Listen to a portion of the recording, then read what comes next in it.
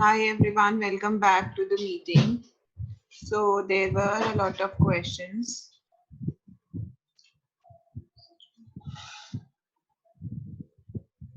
I did not understand your question again. If what you're asking is that is it right to ask that why the discussed patient, why the patient developed psychotic symptoms happen? It is really psychotic illness. If you go by the neurobiology of it, then it happens in the early adolescence. There is a theory behind it that says that people who are predisposed to developing a psychotic illness, they have certain neural connections in the brain. They keep taking up stress as long as they can, but at 15 or 16 years of age they are not able to do so, and somehow something happens, there's a snap, and they are not able to take that stress anymore.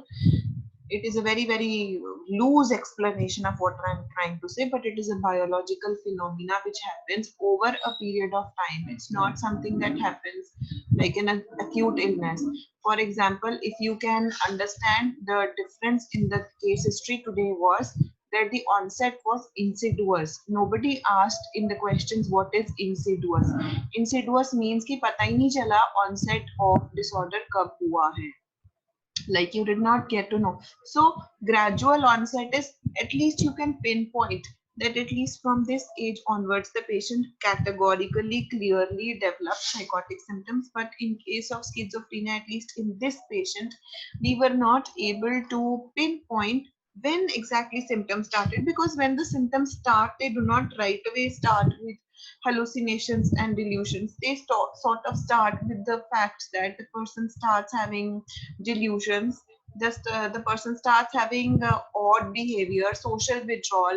They would not talk to anybody, they would lose interest, they would have poor self organization, poor self care, and restriction in their personality. So then the psychotic symptoms start.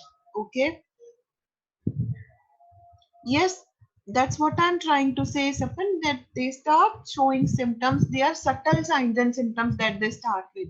But sign और symptoms होना एक बात होती है, और उसमें diagnosis बना पाना दूसरी बात होती है. जब पेशेंट स्टार्ट कर रहा होता है साइंस एंड सिम्टम्स के साथ, उस टाइम पे सिर्फ और सिर्फ प्रोड्रोमल सिम्टम्स होते हैं, जिसमें आप कैटेगोरिकली DSM-5 यूज करके, ICD टू 10 यूज करके आप एक्सप्लेन नहीं कर सकते हो कि उसको स्किज़ोफ्रेनिया है. मतलब स्किज़ोफ्रेनिया का क्राइटेरिया मीट नहीं करेगा, साइकोटिक इलनेस की स्टार्टिंग होगी वो सिर्फ.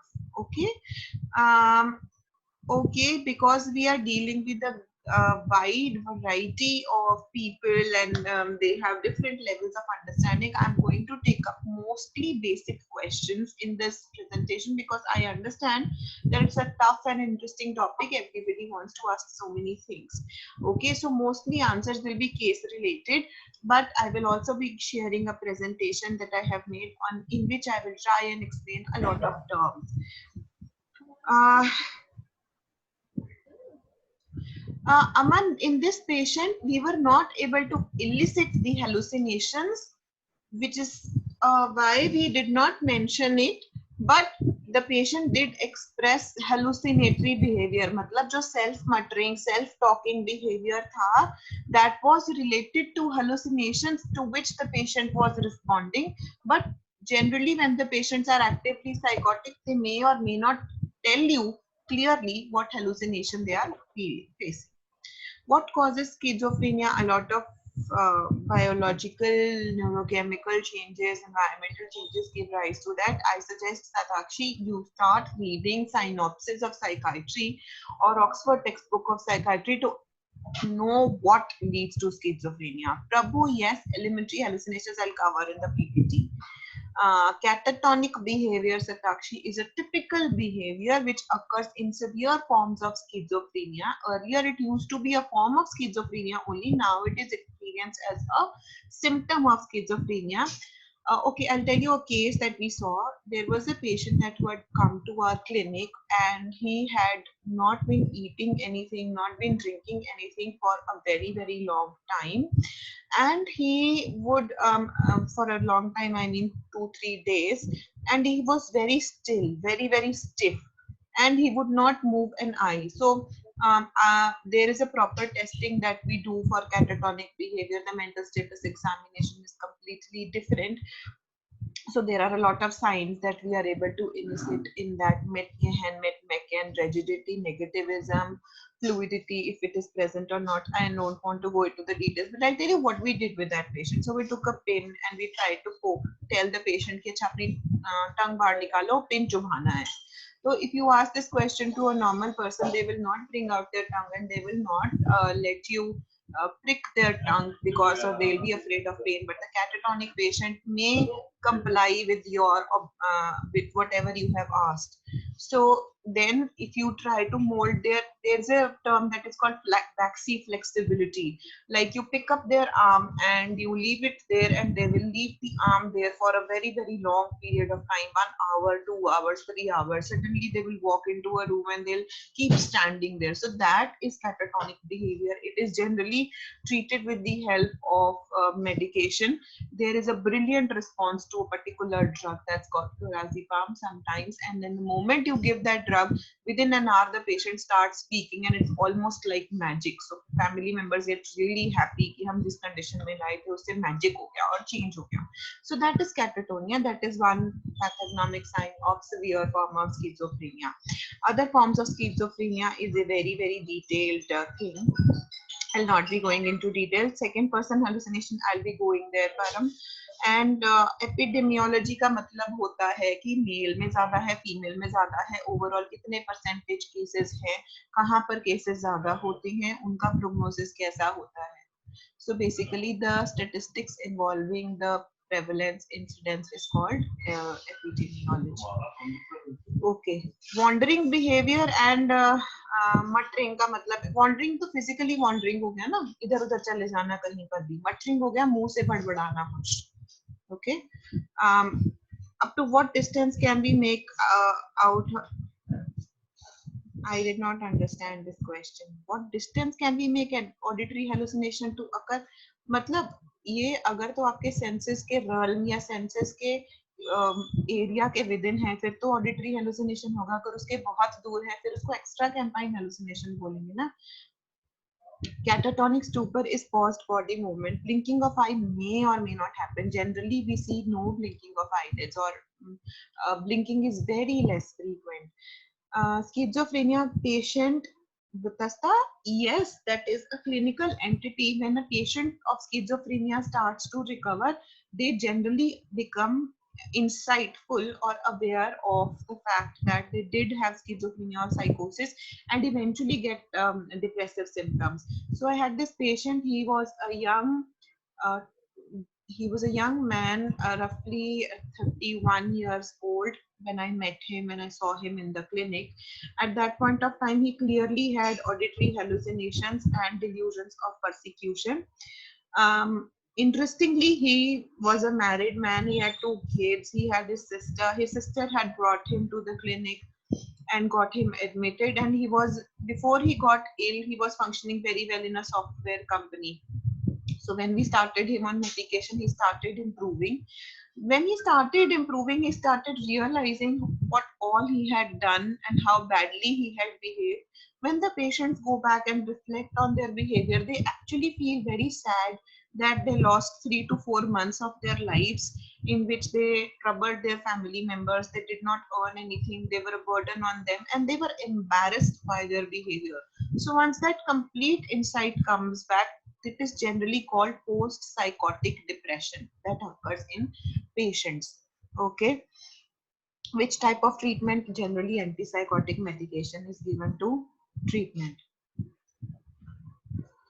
अगर डिस्टेंस ज्यादा हो ऑडिटरी हेलुसिनेशन में, सेंसेस से भी बाहर हो, तो उसको क्या बोलेंगे? उसको बोलते हैं extra campine hallucination. Extra campine hallucination. Okay, now I'm starting my presentation.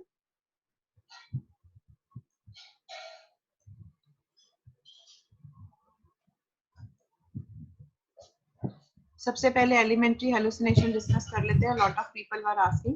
Elementary hallucinations are those in which there are sounds of hissing, whistling, extended tones. They are elementary auditory hallucinations. मतलब basic sounds. Auditory hallucinations में आमतौर पे आपको क्या सुनाई दे रहा है? लोग बातें कर रहे हैं, कमेंट्स दे रहे हैं, आपको कुछ सुना रहे हैं, लोगों की बातें सुन रही हैं. बट एलिमेंट्री के अंदर जो साउंड सुनाई दे रही है आपको, that is elementary sound, that doesn't have a meaning, that is not by somebody who's speaking to you, but that is the sound of something happening, like a whistle, a hissing, or extended tone. Okay, it is really about which thing you are hearing. If you are hearing people talking, it will be auditory hallucinations. If you are hearing elementary sounds, it is elementary hallucinations. I hope that is clear. Now I come to a difficult topic. For people who want basic understanding of schizophrenia, please ignore all of this. For people who want to know more, read more, find out about more terms, then you can read about it. So there's an interesting term. Before we started classifying schizophrenia, there are symptoms that are called first rank symptoms, and there are symptoms that are called second rank symptoms. Yeah, so Schneider gave first rank symptoms, and they were, if the first rank symptoms are present, then they're strongly suggestive of schizophrenia. Friends, no, only CBT will not work in case of schizophrenia. You definitely need medication. And CBT is very difficult. Only when patients start to recover some at a certain level, then you can start with CBT. Basically, when the insight starts to come back, so that they can cooperate with you. Otherwise, if they don't have insight, they won't even feel that they have a problem, so they won't do anything. Okay, so Schneider's first rank symptoms of schizophrenia are suggestive of schizophrenia, in which there are auditory hallucinations, like hearing thoughts spoken aloud, hearing voices referring to self, himself, herself, made in third person, auditory hallucinations in the form of a commentary. Okay आपको अगर first rank symptoms पे theory question आता है for people who are reading it this for theory, तो आपको exactly इसी language में इसको याद करना पड़ेगा, अपने आप से नहीं बना सकते. But for understanding, you can understand that hearing the thoughts spoken aloud. For example, suppose I'm thinking कि okay, what are the things I have to do today? What is in my to-do list? मुझे ये काम करना है, वो काम करना है, वो काम करना है. तो मेरे विचार जैसे even if I'm thinking about certain person, okay, when I was in class 5, my maths teacher used to be like this. All of my thoughts, if they are being spoken aloud in my mind, that's like hearing thoughts spoken aloud. Hearing voices referring to himself or herself in third person, मतलब दो लोग आपस में बात कर रहे हैं, मेरे बारे में बात कर रहे हैं. एक आदमी और एक औरत बात करते हैं, and they talk about me in third person की ये देखो कैसी गंदी लड़की है, ये देखो ये क्या करती है, पढ़ती नहीं है, सफाई नहीं करती है, नील्स कितने गंदे हैं. So generally when the hallucinations are occurring in third person, they are very derogatory in nature. They make the person who's hearing all of these hallucinations feel really embarrassed and bad about themselves. Auditory hallucinations in form of commentary are generally about whatever I'm doing, there's a running commentary. ये देखो computer के सामने बैठकर बोले जा रही है. So and इसको पता भी नहीं है क्या बोल रही है, and there will be abusive language also, there will be content which is of sexual nature also, there will be some things of personal nature also that the voices are talking about to hurt or to talk about. So generally when the patients have some insight and they know that their hallucinations are occurring, so we ask them, yeah, when you hear these hallucinations, how do you feel? They say that we feel really bad because they say bad things about us. Thought withdrawal, insertion, interruption, माने मैं कुछ सोच रही हूँ, suddenly मेरी सोच के अंदर से कुछ चोरी हो गया, and I get blank and I totally forget what I was thinking, and what I attribute this phenomena is that somebody took away my thoughts, or I was thinking something like, what am I supposed to cook for the day, or what am I supposed to read for the day, and suddenly somebody injected some thought from outside and made me think about a completely random thing altogether, like why don't I draw a red color circle or a blue color square, which has no relation with what I was thinking in the first place. Thought interruption. I was thinking something and it got interrupted by something else, or then it is called thought interruption. Thought broadcast.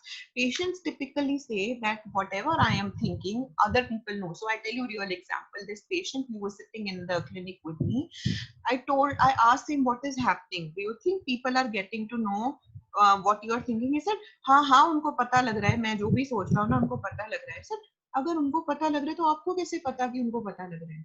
He said कि नहीं, उनको मुझे ना उनके face expression से पता चल जाता है, उनकी आई कांटेक्ट, उनके बिहेवियर से पता चल जाता है, that they know what I am thinking.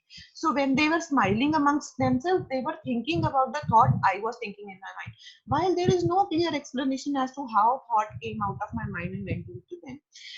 Also, some people in the clinic start looking around, and if there is a camera or if there is some instrument that is there in the room, they will point it out to that instrument and say, ये ना उन्होंने transmitter लगाया हुआ है, इस transmitter से my thoughts go out to the other people and they are able to hear it.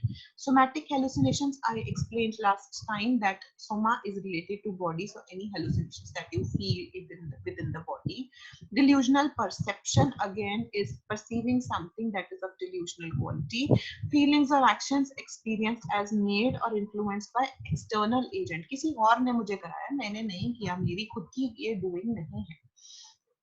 So I will be giving you this audible thoughts, voices arguing, voices commenting, influencing somatic passivity. Somatic passivity is experience of bodily sensations imposed by external agency. Withdrawal, insertion, broadcasting, I have discussed. These three, made feeling, made impulses, made volition. Made feelings means feelings do not seem to be of your own. ये मेरी feeling थोड़ी है, मैं तो ये feel करना नहीं चाहती थी, मुझे किसी ने बाहर वाले ने feel करवाया. Made impulses. Suppose I have this sudden impulse to keep switching off all the lights in the house. I switch off the lights, come back, sit down, and then something happens again, and I do that again, and I keep doing that, and then I say, okay, this is not what I wanted to do, but some impulse had made me do it. Now I want you guys to remember that you need to clearly differentiate these impulses from obsessions. Here, there is complete absence of insight, and the person is attributing these impulses to some external agency. So then volitional acts also some movements that are outside the control. Normal perception has private and illogical meaning. Some perception is occurring in your body. Suppose you are eating food and after that you feel some sensation of burping or some sensation of movement within your body, and that's a normal perception everybody will feel, but they will say, oh ये जो sound आई है ना, इसका मतलब कि सबको मेरी thoughts के बारे में पता चल गया, ये तो signal है. Okay, so first criteria we have discussed. Then comes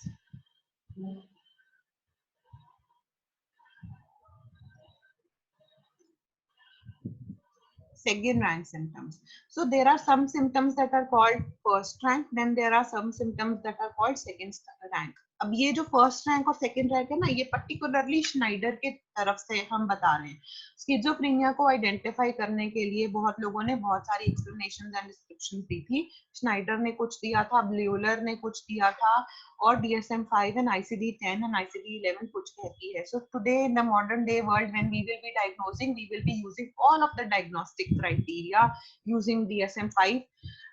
To label somebody with schizophrenia is something that is very, very serious and very, very grave, because the prognosis of schizophrenia can be very bad. Yes, some people with schizophrenia recover very well and become functional, but they do require medication for a very long period of time. But with people who do not have good insight, schizophrenia can have very bad prognosis also. So I want you to understand this one simple thing. Do not label anybody with schizophrenia unless and until you are able to check mark each and every criteria out of DSM-5 and convince yourself that yes, this criteria was present. That is why I have labeled this person with schizophrenia. Because you know, if you label somebody with schizophrenia, it is a chronic mental illness. It can have debilitating effects in person's life. There will be loss in terms of not being able to work, not being able to get married, not being able to earn for themselves. They will be dependent upon the family, and generally this attitude starts coming that this person is going to be a dependent person, and then they will have disability for their life. Okay, so this is what we need to understand. It's a grave psychiatric illness. If not treated well, it can have very bad prognosis.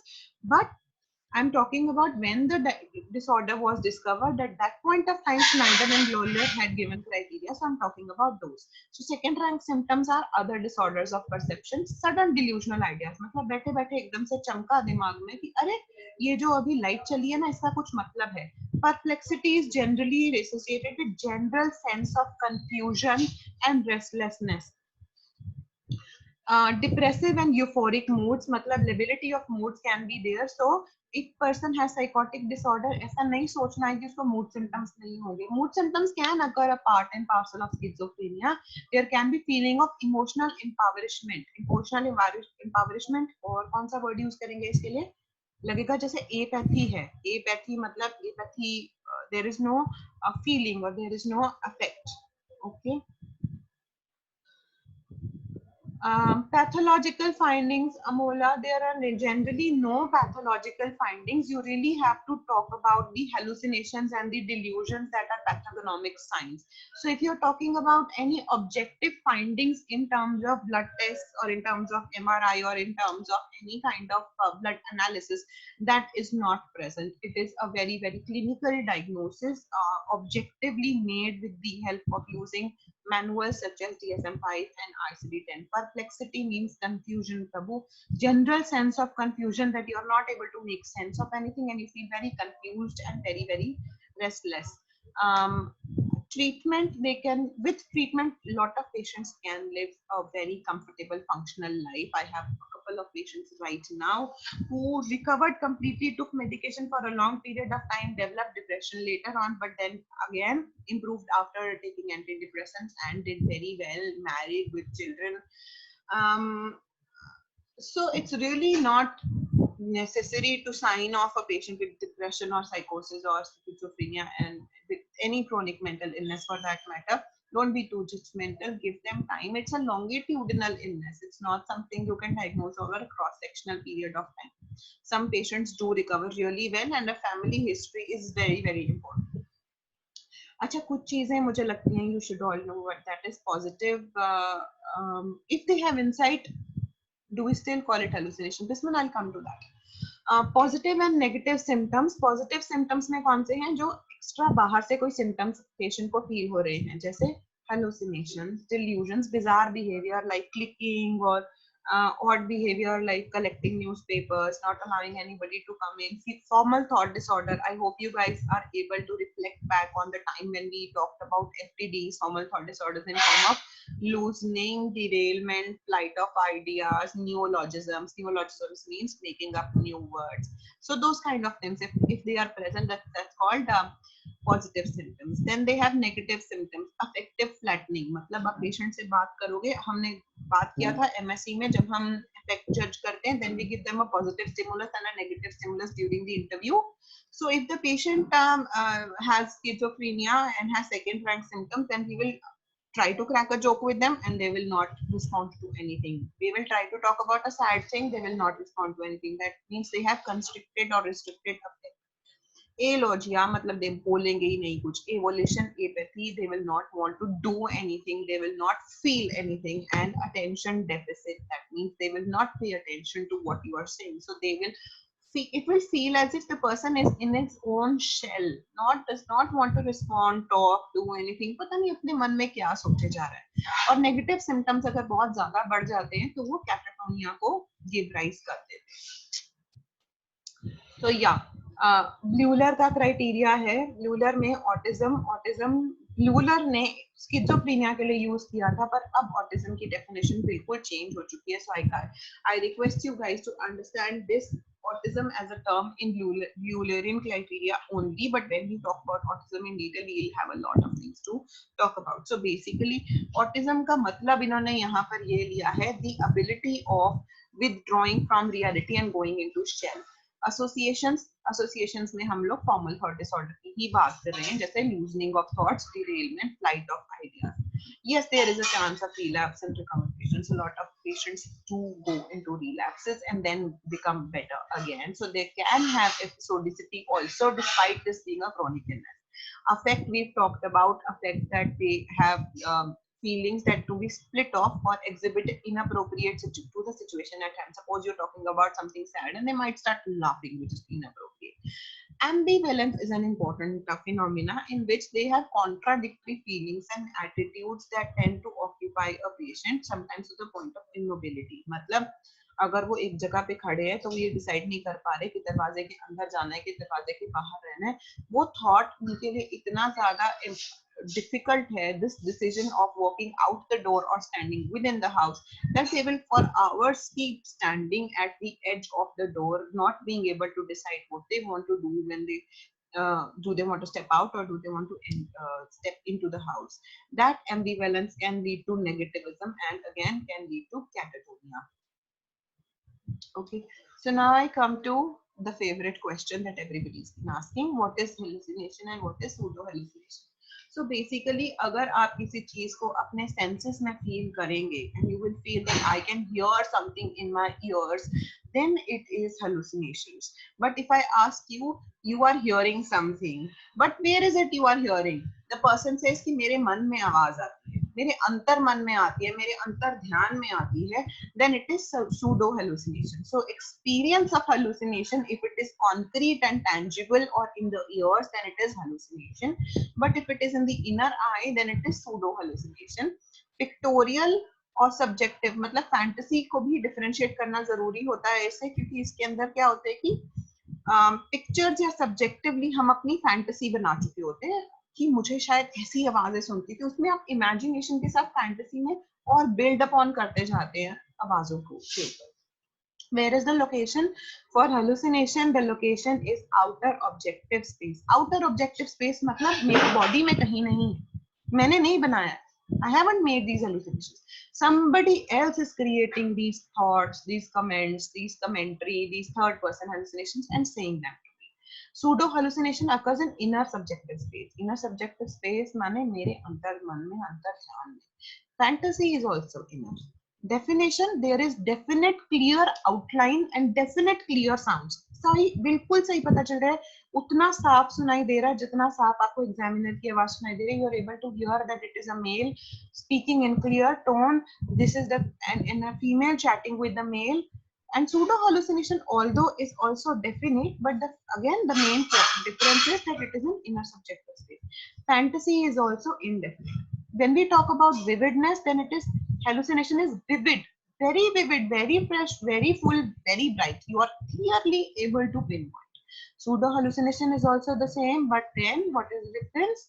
The location in which you feel it. Fantasy में सारे elements dim होंगे. It is almost like you imagine something in your mind and then you don't remember everything and it is like a foggy detail, like a dream that you did.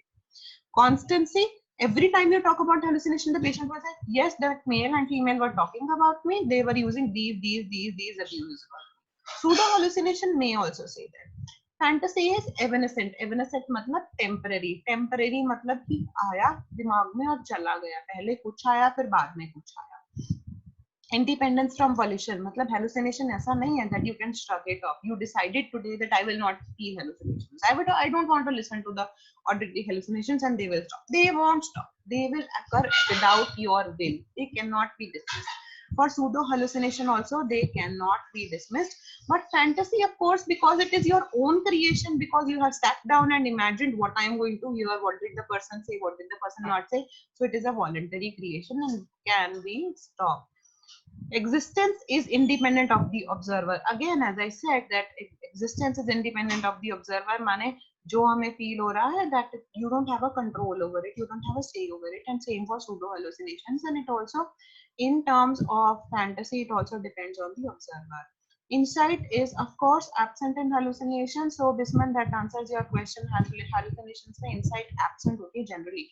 But then when you have patients who come to you at different stages of their illness, some patients have come to me and said that ma'am, मुझे आवाजें जो पहले सुनाई देती थी, they are still there, they are causing problems, please इनको ठीक कर दो. So in hallucinations, their insight may also be present. Insight present or absent is not the criteria for hallucination. The criteria for hallucination is the experience in which the patient is feeling it. It is outside, it is external, it is clear, it is fresh, it is bright, it is constant, it is heard in an outer objective space, it is concrete and it is tangible. Vritti evanescent means temporary. It is not constant. Evanescent मतलब ever changing. कभी कुछ होता है, कभी कुछ होता है. तो फैंटेसी है ना, कभी कुछ हो गया तो कभी कुछ हो गया, बदलती रहेगी.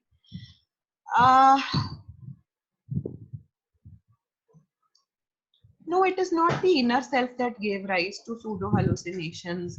Nothing gave rise to the hallucinations. Hallucinations basically occur because of the neurochemical change, like there is a mesolimbic and mesocortical area. So the dopamine levels in the brain start decreasing, and the brain is not able to filter out the sensory stimulation and sort of misinterprets it in the form of a hallucination. So it's not really, I'm not going into psychodynamic understanding of hallucination. I'm going to talk about the neurobiological basis of it. Insight can be present in pseudo hallucinations as well. I think the last couple of minutes are left. If there are any quick questions, then I can answer.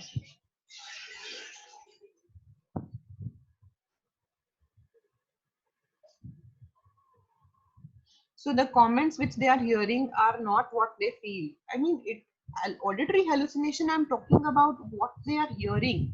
And once they hear somebody cursing them, abusing them, they will start feeling bad about what they heard. But I don't understand what you mean by feeling.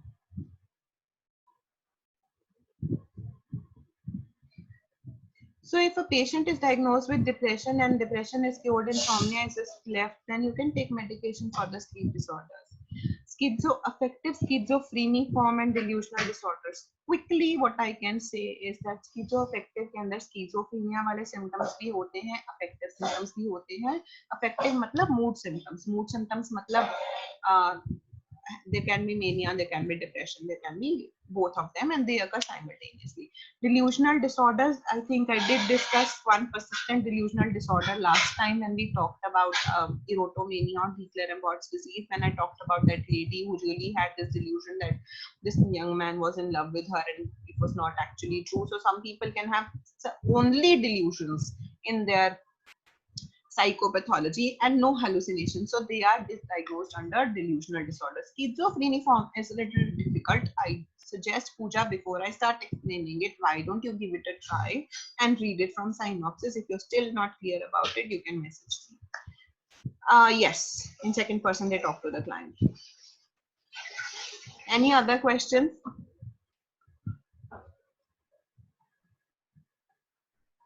Yes, I said that I am going to talk about the neurobiological basis of delusions and hallucinations. I'm not talking about the Freudian or the psychodynamic basis. If you want to read about that in depth, there are a lot of things that are written in Sims is a very good book, Symptoms in the Mind. Please read that. That will clarify a lot of your queries about the types of delusions, hallucinations.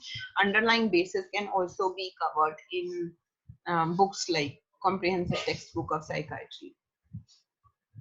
Concrete symptom to differentiate between schizophrenia and bipolar. So schizophrenia will definitely have hallucinations and delusions, and the duration.